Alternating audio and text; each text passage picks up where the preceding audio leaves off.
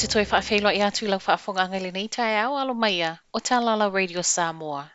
Ua iai nei le popolenga I le toa tele o tangata ngā lulue I tua oi ele I whaia tui, a o lea ele o toe tele ni tui o to toi.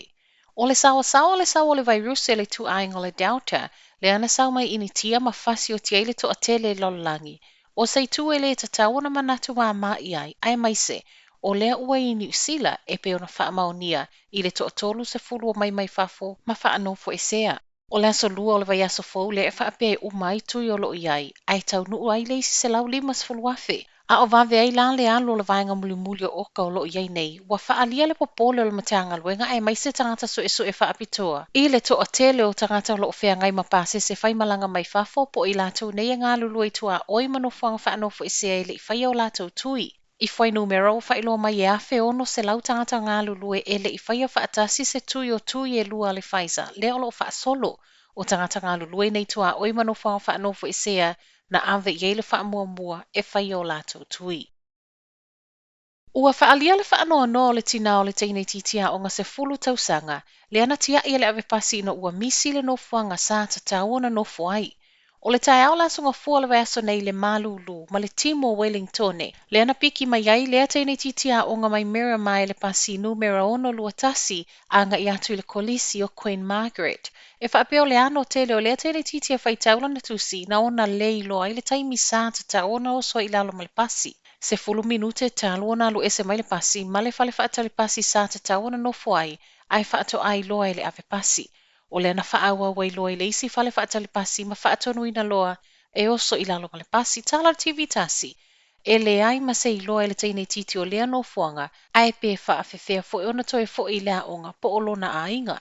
I reporti na iai lea se fulu tausanga I le fale whaata le pasi, le mautonu, tangi, ma maalili, ai na whaafetai e rona tina se tasi no o ane matau ma whai e fiso o ta e le telefoni lona a inga, ma wha ai loa iai o leo le au lato mo mōli ai lea onga. Ua whaato ese I kamupani pasi a le Metlink ma le New Zealand bus I le mea na tupu. I lea whaato esenga na momoli mai ai ma le voucher e whaatau e se tusi whaitau a le na afia. Whaapele toe whaafo I mai o lona pasese e tā lai vasfulusene. Ai mai le tinao lea teine titia onga e le lava.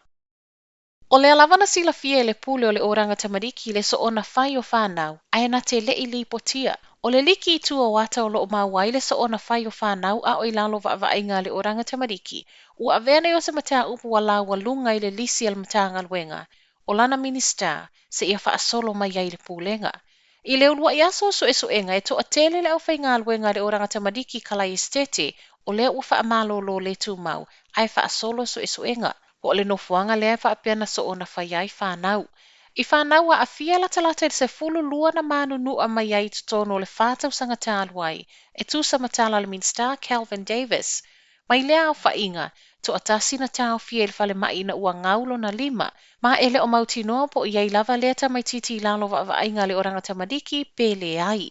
I lalo le tūla whono lo mawhaiora tāo fiofi wha o ngai le malo si anga, e whaato a tua iai pe a whai lava ua le mawhai. O na tāo fiofi le tā mai titi, pe ta I atana maua mai o nise la au whai ngā luenga, o lea ena o na o atu lava maulo I le ua, ma tāo mawhai loa e tu I lalo e tāo fiofi.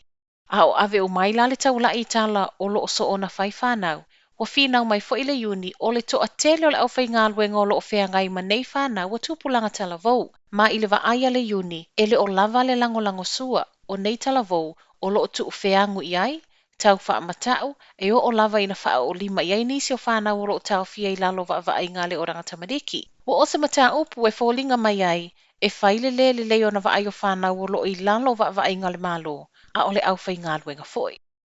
Ua talo sanga mai leo mo se fesoa soani le pango tālea na alwe wa aile fō mai, muli ai sola na nafi. O le li o te ariki Paul Green, luas fultolu tau sanga I whaapesa I lana appointment I Crafton I Aukilani, mai whaapesa sola o lo handcuff beo na lima. O le afo le tasi la wauli le ana sola ese mai ai malfale mai I Crafton, mai tu whaatasia talo tau nei, ele I maua lava. O te arike e ona so o tanga ma le kenga le Killer Bees, ma a whai e sila fie se tasi ni whaamtalanga whaatatau I lea pango tā, tala sanga mai le ofisa e wala awatu le tasi I se taimi vave. Ma tala whaai u, tolus fuluma le lua ma moe ma mate, ma fua mai I oso whainga ta I whaua le isi a inga. O le wala pata e le pulenga whaitu mālua kai kaura a inga ia lātou ta i whau, i le te leo whaasalanga tupe, atoa ma le tu i lalo ta i whau, pe atoa e o sofa ia mā moe. E o maila taimina ripotia mai e le tio New Zealand, e le o whainga o fia i le a inga e ana le pā mā moe le wainga na mau atua i le tasi vai tolo le lafu, wa te atitia mai wa mamate. O le wa mau e le council ta i whau e lua na whaia nei o sofa inga, ma o le o tu i lalo i le mai a ioe o le ana. E o atu le tolu a feta lal whaasalanga tupe, a toa ma le whaato whai lauta i whau, le o to e whaamanatu mai e le council. Tala nao la satofi, manuia le nei tai au.